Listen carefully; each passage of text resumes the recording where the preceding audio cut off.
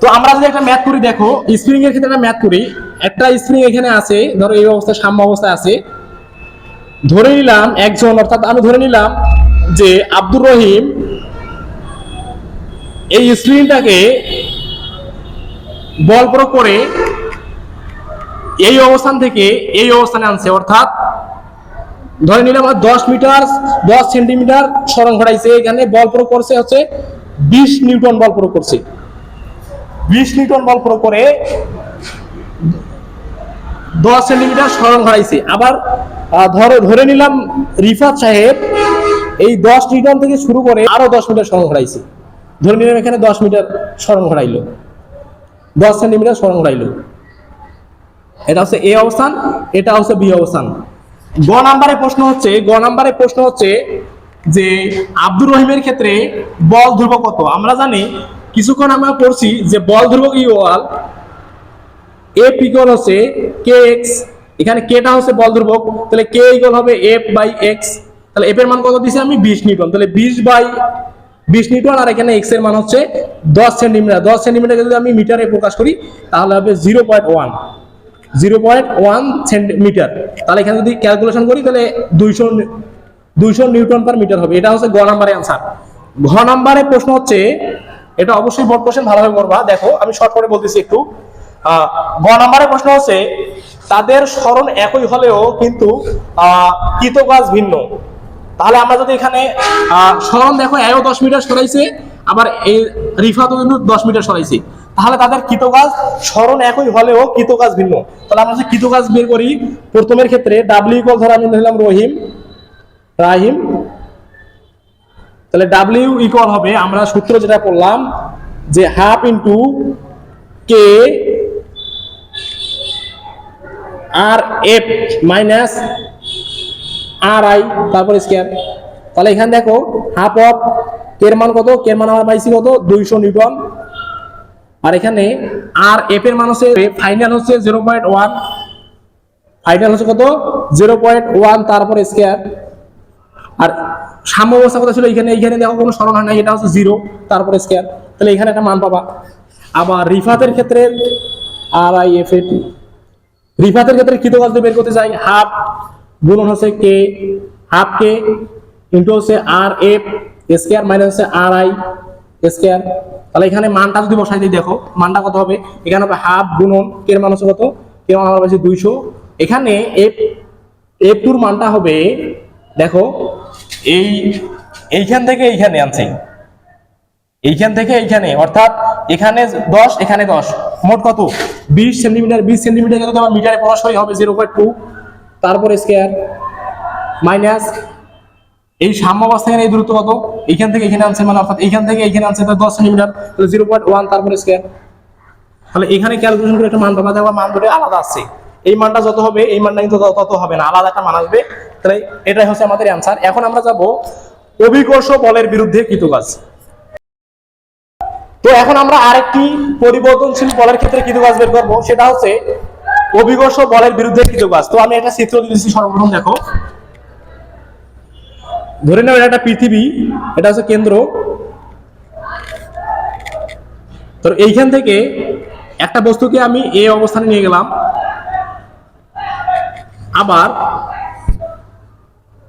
এটা যে পৃথিবী হয় এই অবস্থান থেকে, এটা হচ্ছে এই অবস্থান থেকে আবার আমি বি অবস্থানে নিয়ে গেলাম।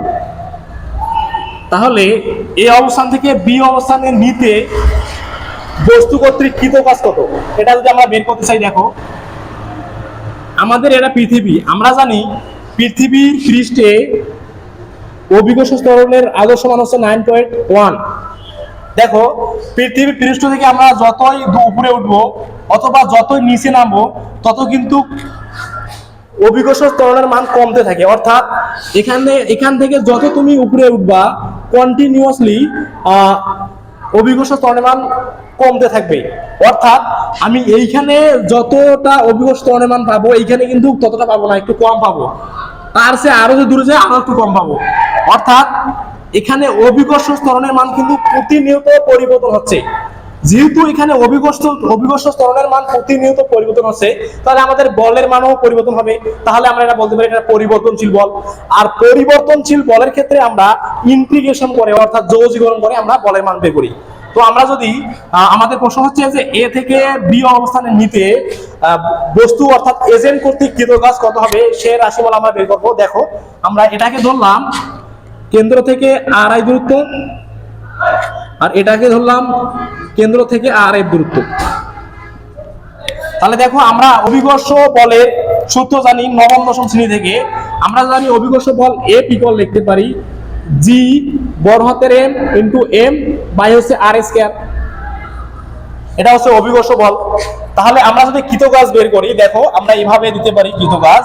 তাহলে ডাব্লিউ ইকুয়াল এজেন্ট কর্তৃক, কিন্তু অর্থাৎ বস্তু কর্তৃক কৃতকাজ, এজেন্ট কর্তৃক কৃতকাজ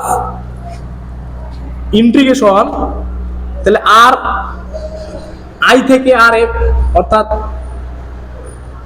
এটা হচ্ছে ইনিশিয়াল, এটা হচ্ছে ফাইনাল। তাহলে এখানে হচ্ছে F DR.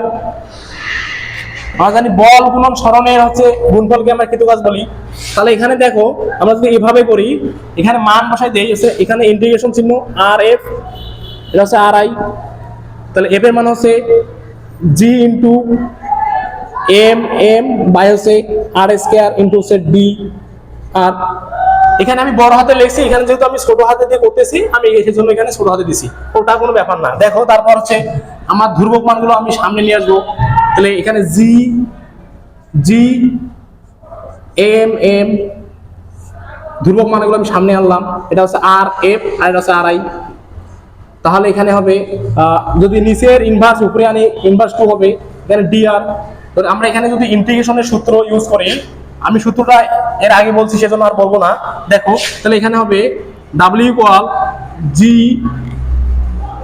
M M by হচ্ছে আর ইনভার্স প্লাস 1 বাই হচ্ছে minus 2 plus 1। Upper limit lower limit বসাই দেই।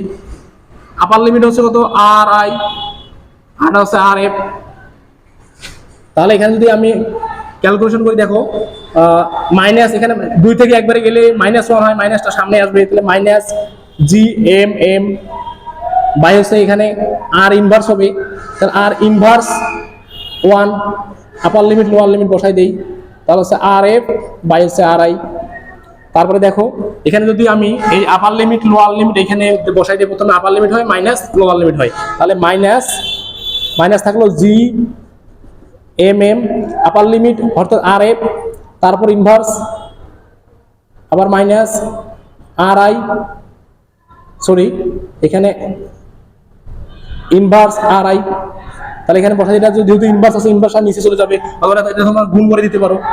মাইনাসটা গুণ করে দিলে এখানে সামনে আসবে, তাহলে এম এম, তাহলে সামনে আসবে আর আই ইনভার্স মাইনাস হচ্ছে আর এফ ইনভার্স, সরি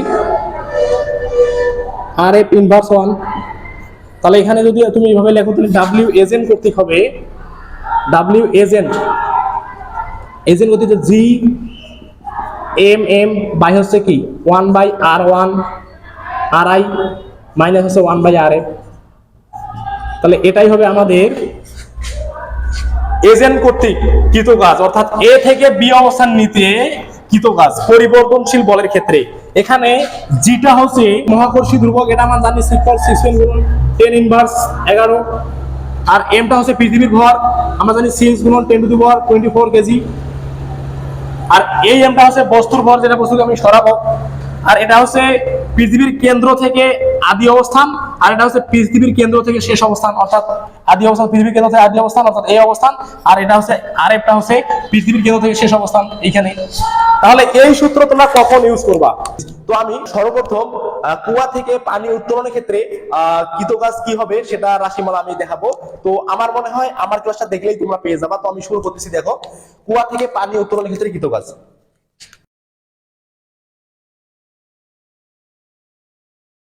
এখানে দেখো আমি লিখছি কুয়া থেকে পানি উত্তোলনের ক্ষেত্রে কৃতকাজ। তো আমি সর্বপ্রথম একটা কুয়া অঙ্কন করতেছি। দেখো এটা হচ্ছে আমার কুয়া। তো আমরা জানি কুয়া হচ্ছে সিলিন্ডারের মতো। তো আমি এটার হচ্ছে ভর কেন্দ্র হচ্ছে এটা। দেখো আমি একটু এখানে বুঝাই, আমরা জানি কৃতকাজ ইকুয়াল ডাব্লিউ ইকুয়াল হচ্ছে এম জি এইচ, কিন্তু কুয়ার ক্ষেত্রে এই সূত্রটা একটু পরিবর্তন হবে, সেটা হবে এম জি ডেল এইচ। তাহলে এইগুলোর পরিচয় কি? এমটা হচ্ছে উত্তোলনকৃত পানির ভর, অর্থাৎ আমি যতটুকু পানি কুয়া থেকে তুলবো সেটার ভর, আর যেটা হচ্ছে অভিকর্ষ ত্বরণ অর্থাৎ 9.8, আর এইচটা হচ্ছে আমার ভর কেন্দ্রের সরণ। এটা খুবই গুরুত্বপূর্ণ। তো আমাদের এটা হচ্ছে ভর কেন্দ্রের সরণ। দেখো আমাদের এই ভর এবং অভিকর্ষ ত্বরণের ক্ষেত্রে কোনো সমস্যা হয় না, সমস্যা হয় জাস্ট এটাকে নিয়ে। তো আমি এটাকে কিভাবে আমি বের করব? তো আমার এটার জন্য সূত্র হচ্ছে, আমি যদি এগুলো লিখে দেই, ডেল এস ইকুয়াল হবে,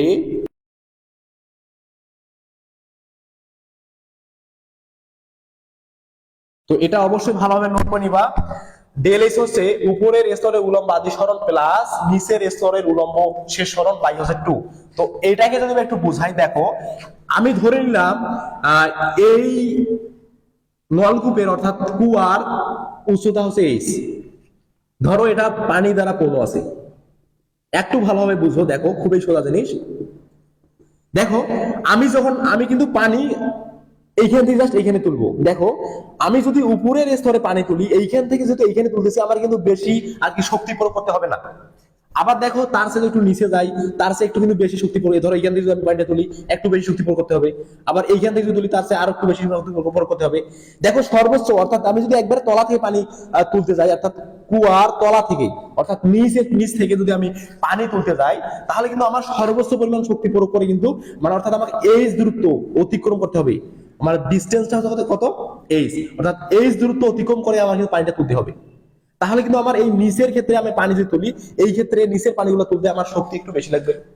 তাহলে আসলে এই ভর কেন্দ্রের সরণ বলতে আমরা কি বুঝি? আমরা জানি, দেখো আমি কি দিছি এখানে, উপরের স্তরের উলম্ব আদি সরণ, সরি এখানে সরণ দেই নাই, এখানে লিখতে হবে আদি সরণ, নিচের স্তরের উলম্ব শেষ সরণ। তো এটা বলতে বোঝায় যে উপরের স্তরের উলম্ব আদি সরণ প্লাস নিচের স্তরের উলম্ব আদি সরণ বাই 2 মানে হচ্ছে একটা গড় মান। দেখো আমি এইখানে আমার সবচেয়ে বেশি শক্তি লাগতেছে, এখানে আমার সবচেয়ে কম শক্তি লাগতেছে।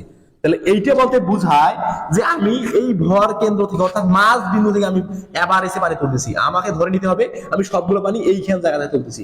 তাহলে আমাদের ধরো শক্তি এখানে কম এখানে বেশি বেশি, অর্থাৎ এটা ব্যালেন্স হয়ে যায়। তাহলে দেখো এখানে যদি আমি এটা একটু সূত্রটা আনি, দেখো আমার উপরের স্তরের উলম্ব আদি সরণ বলতে বোঝায় হচ্ছে আমার যেহেতু এইখান থেকে এইখানে তুলতেছি, তাহলে অবশ্যই এখানে হবে আমার দূরত্ব হবে 0। আবার আমি দেখো এটা নিচে আবার প্লাস প্লাস দিলাম, এখানে প্লাস প্লাস দিলাম। আবার নিচের স্তরের উলম্ব শেষ সরণ, নিচের স্তর বলতে এইখান থেকে, তাহলে এইখান থেকে আমি পুরো দূরত্বটাকে অতিক্রম করতে হবে। তাহলে এই দূরত্বটা হচ্ছে আমার এইচ, তাহলে আমি এখানে এইচ দিলাম, তাহলে নিচে আছে 2, তাহলে এখানে হচ্ছে এইচ বাই 2। তাহলে এখানে আসলে কি বোঝাচ্ছে? দেখো এইচ বাই 2 মানে কি, আমার পুরো দূরত্ব হচ্ছে আমার এইচ, এইচ বাই 2 বলতে আমার মাঝখান বোঝাচ্ছে, অর্থাৎ এইখান থেকে বোঝাচ্ছে। তাহলে আমি সবগুলো পানি এইখান থেকে আর কি তুলতেছি, আমি ধরে নিতেছি এখন আমি সব পানি এইখান থেকে তুলতেছি, অর্থাৎ আমার ব্যালেন্স হচ্ছে। এখানে আমার কম শক্তি লাগতেছে, এখানে আমার বেশি শক্তি লাগতেছে, আর আমি যখন মাছ থেকে তুলবো তখন আমার এই দুটা ব্যালেন্স হচ্ছে। এটাই হচ্ছে আমার ভর কেন্দ্রের সরণ। তো আমরা একটা ম্যাথ করলেই তোমরা আরো ভালোভাবে বুঝতে পারবা। তো আমরা একটা উদাহরণ দেখবো। দেখো আমি ধরে নিলাম এই উচ্চতা হচ্ছে আমার 10 মিটার, অর্থাৎ কুয়ার গভীরতা হচ্ছে 10 মিটার, 3/4 অংশ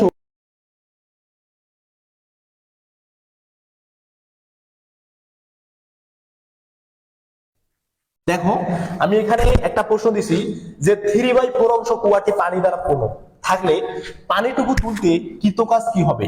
আমি দিলাম এইখানে হচ্ছে আমার ব্যাসার্ধ আমি দিলাম হচ্ছে 2 মিটার, ব্যাসার্ধ দিলাম কত? 2 মিটার। তাহলে এখানে দেখো আমার এখন আমাকে কতটুকু পানি আছে সেটা আমাকে বের করতে হবে। তো আমি পানি কতটুকু আছে সেটা কিভাবে বের করবো? দেখো আমি বলে দিছি 3/4 অংশ পানি দ্বারা পূর্ণ, অর্থাৎ আমার পুরো উচ্চতা হচ্ছে 10 মিটার, এই 10 এর 3/4 অংশ আছে পানি দ্বারা পূর্ণ। তাহলে আমি এখানে বের করবো পানি কতটুকু আছে। পানি আছে, তাহলে পানি আছে কতটুকু? দেখো আমি এখানে 10 গুণ হচ্ছে 3/4, তাহলে 3 × 10 = 30, 30 কে যদি তোমরা 4 ভাগ করো, তাহলে এখানে পাবা, ক্যালকুলেশন করিও, 7.5 পাবা এত মিটার। অর্থাৎ 7.5 মিটার আমার হচ্ছে পানি দ্বারা পূর্ণ আছে। তাহলে আমাদের খালি কতটুকু আছে দেখো, আমার পুরোটাই হচ্ছে কত, 10 মিটার, আর পানি আছে 7.5 মিটার, তাহলে এটা হবে 2.5 মিটার। তাহলে আমাকে এখন আমি কৃতকাজ বের করবো। কৃতকাজের জন্য দেখো আমাকে এখানে কিন্তু ব্যাসার্ধ দিয়েছি। তাহলে আমরা জানি কৃতকাজ ইকুয়াল ডাব্লিউ হচ্ছে এম জি ডেল এইচ। তাহলে এখানে আমাকে ভর লাগতেছে, অভিকর্ষ ত্বরণ লাগতেছে, আর ডেল এইচটা লাগতেছে। দেখো আমার কিন্তু এখানে ভরটা ডিরেক্ট দেওয়া নাই, তো আমি কতটুকু পানি আছে সেটা ভর আমরা বের করতে পারি। আমরা জানি rho equal m by v, ওই সূত্র দিয়ে আমরা জানি কি রো ইকুয়াল হচ্ছে ঘনত্ব ইকুয়াল হচ্ছে এম বাই ভি। এখান থেকে আমি ভর বের করতে পারি এম ইকুয়াল হচ্ছে rho by v, rho into v. তাহলে ওই সূত্র এখানে ইউজ করবো, রো ভি, এখানে হচ্ছে জি থাকতেছে।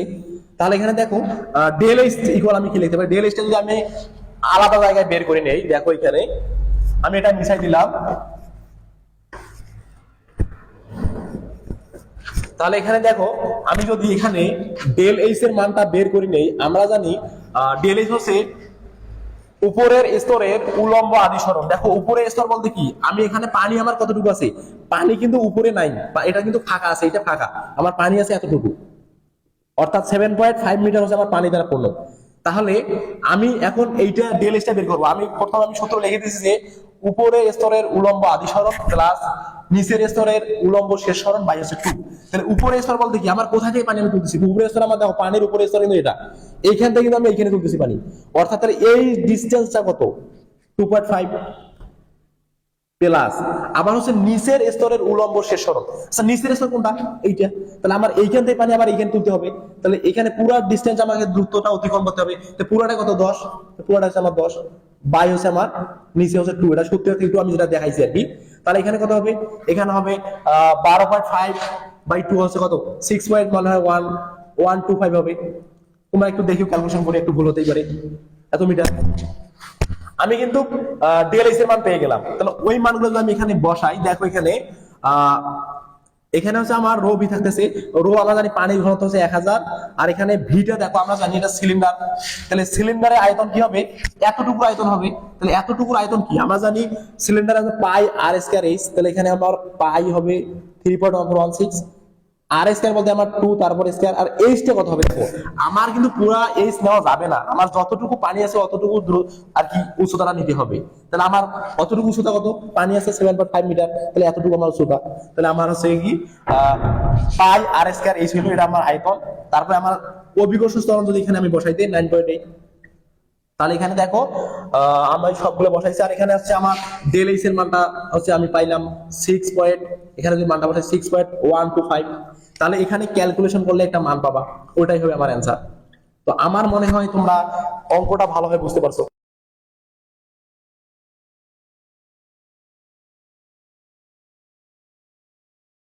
তো দেখো এখানে আমি লিখছি, একটি ইটের উপর আরেকটি ইট তুলতে কৃতকাজ আমার কি হবে সেই রাশিমালা আমরা বের করব। তো আমি ধরে নিলাম এটা হচ্ছে আমার ভূমি, এখানে ধরো কয়েকটা ইট আছে, ধরো এভাবে ধরো এখানে ইট আছে, এখানে আবার ধরো ইট আছে, অর্থাৎ ইট বা বলক যেটাই ধরো না কেন একই কথা। দেখো এটার ভর কেন্দ্র হচ্ছে এইটা, ভর কেন্দ্র বা ভার কেন্দ্র আমরা বলি, এটা হচ্ছে ভর কেন্দ্র এখানে। তো এই ইটটাকে আমি এর উপর তুলবো, এখানে তুললাম। আবার আরো ধরো এখানে অনেকগুলো ইট আছে, এইগুলাকে আমি পরপর ধরো 4টা ইট আর কি আমি তুলতেছি। সবগুলো ইটের দৈর্ঘ্য প্রস্থ সবগুলো সমান, অর্থাৎ একই সমান ইট আর কি। দেখো এখানে এগুলো আমার ভার কেন্দ্র। তাহলে এখানে দেখো আমি যখন প্রথম ইটটা কিন্তু আমার ভূমিতেই ছিল, প্রথম ইটটাকে আমি কিন্তু সরাই নাই। যেহেতু আমি প্রথম ইটটাকে সরাই নাই, অর্থাৎ সরণ ঘটাই নাই, তাহলে এখানে কিন্তু প্রথম ইটের কৃতকাজ 0। দ্বিতীয় ইটের ক্ষেত্রে দেখো আমি যদি ভর কেন্দ্র ধরি, এইখান থেকে কিন্তু আমি এইখানে নিয়ে গেছি। এখন দেখো তোমাদের এখানে প্রশ্ন থাকতেই পারে যে আমি এইখান থেকে এইখানে নিলাম, ডানে নিয়ে এলাম, তাহলে এই ক্ষেত্রে তো সরণ হচ্ছে। আসলে আমাদের এই সরণগুলো অপক্ষণীয়, অর্থাৎ আমাদের এই সরণগুলো ধরা যাবে না। আমাকে শুধু দেখতে হবে যে উপর নিচের ক্ষেত্রে কতটুকু সরণ হয়েছে। দেখো আমার ছিল নিচে, আমি এইখান থেকে এইখানে আনলাম, তাহলে আমার আমি যদি ভর কেন্দ্রগুলো ধরি, দেখো এইখান থেকে এইখানে দূরত্ব কত, আমি ধরে নিলাম এইচ, তাহলে আমার সরণ হচ্ছে এইচ। এখন আমি যদি এটা কিন্তু এইচ হইলো, তাহলে আমি যদি পরপর ধরো আরো ইটটা পরে দ্বিতীয় ইটের ক্ষেত্রে আমার সরণ কতটুকু হবে, এইখানে এতটুকু এত হবে। তাহলে এখানে দেখো এটা যদি এইচ হয়, এই পাশে এটাও এইচ হবে, তাহলে এখানে হবে 2h। আবার এইখান থেকে যেটা ধরি এটা হবে 3h। যদি আরেকটা ইট এখানে রাখি, এটা ভর কেন্দ্র এটা, তাহলে এটা হবে কি, এটা হবে আমার 2h, এটা হবে 4h। দেখো এখানে প্রথমটা হবে h, দ্বিতীয়টা হবে 2h, তৃতীয়টা হবে 3h, পঞ্চমটা হবে 1টা 2টা 3টা 4টা 5টা, অর্থাৎ 5টা এর ক্ষেত্রে 4h, অর্থাৎ একটা করে কম হচ্ছে। তাহলে আমরা যদি এই ক্ষেত্রে যদি আমরা কৃতকাজ বের করতে চাই, তাহলে w equal w1 plus w2 plus w3 plus w4 plus w5, অর্থাৎ 5টা ইট আমি তুলতেছি। তাহলে প্রথম ইট যেহেতু আমাদের ভূমিতেই ছিল এই ইটের ক্ষেত্রে, তাহলে এর কৃতকাজ 0, আমি 0 দিলাম। আবার এই ইটের ক্ষেত্রে দেখো আমার ডাব্লিউ ইকুয়াল জানি হচ্ছে এম জি এইচ, তাহলে এখানে এইচ হবে কারণ শুধু এই এইচ। আবার হচ্ছে 3 ক্ষেত্রে হবে এম এম জি, এখানে 2h হবে কারণ এখানে দেখো এখানে এই তৃতীয় এর ক্ষেত্রে 2h, চতুর্থ এর ক্ষেত্রে 3h, তাহলে এখানে হবে এম জি 3h। তারপরে পঞ্চম এর ক্ষেত্রে হবে এম জি 4h, অর্থাৎ আমার জয়টা ইট তুলতেছি তার একটা এইচ কম হচ্ছে।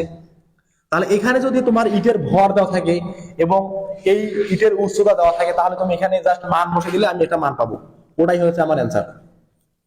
তাহলে দেখো তোমাকে যদি বলে পর পর 100টা ইট তুলছে, তাহলে কৃতকাজ কি হবে? যদি 4 থেকে 5টা অথবা 10টাও বলে, আমরা কিন্তু এভাবে বের করতে পারবো, আলাদা আলাদা আলাদা আলাদা বের করে আমি যোগ করে দিব, তাহলে কিন্তু আমার মানটা আমি পেয়ে যাবো। এখন যদি তোমাদেরকে বলে যে পর পর 100টা অথবা 500টা বললো, যে 500টা ইট তুলতে কৃতকাজ কি হবে, সেক্ষেত্রে তোমরা কিভাবে অ্যান্সারটা করবা? ওগুলো করবা 100টা করবা এইভাবে, তাহলে তোমাদের তো খাতায় শেষ হয়ে যাবে। তো আমি তার জন্য একটা রাশিমালা বের করে দিতেছি, এটা মুখস্থ রাখলে মোটামুটি একবারই তোমরা পাবা। তো রাশিমালাটা এইভাবে দেখো, আমি যদি একটু মিশাই, যদি লিখি পর পর পর পর n সংখ্যক ইট তুলতে কৃতকাজ। তো দেখো n সংখ্যক ইট বলতে আমি এখানে ধরো কতগুলো ইট তুলবো সেটা জানি না, আমি তার যদি রাশিমালা বের করি, তাহলে আমরা জানি w ইকুয়াল প্রথম ইটের ক্ষেত্রে কি হবে w1, তারপর হচ্ছে w2 প্লাস হচ্ছে w3 প্লাস w4, আর আমি লিখলাম না plus dot dot dot wn। তাহলে এখানে যদি আমি সূত্র ইউজ করি দেখো, তাহলে আমার প্রথম ইটের ক্ষেত্রে কিন্তু আমার কৃতকাজ 0, অর্থাৎ আমার প্রথম ইটটা তো ভূমিতেই আছে, আমি প্রথম ইটটাকে তো সরাইতেছি না, আমি ওই ইটের উপর আরেকটা ইট রাখবো, তাহলে অর্থাৎ দ্বিতীয় ইটের ক্ষেত্রে আমার সরণ হচ্ছে h, তাহলে আমি এখানে হবে mgh, দ্বিতীয় ইটের ক্ষেত্রে হচ্ছে mgh, তৃতীয় ইটের ক্ষেত্রে হবে mg, দেখো এখানে তৃতীয় বলতে কোনটা এটা, তাহলে এইখানে সরণটা কত 2h, তাহলে এখানে আমি দিব 2h। চতুর্থ ইটের ক্ষেত্রে দেখো প্রথমের ক্ষেত্রে দ্বিতীয় ক্ষেত্রে হলো h, তৃতীয় ক্ষেত্রে হলো 2h, তাহলে চতুর্থ ক্ষেত্রে হবে mg 3h।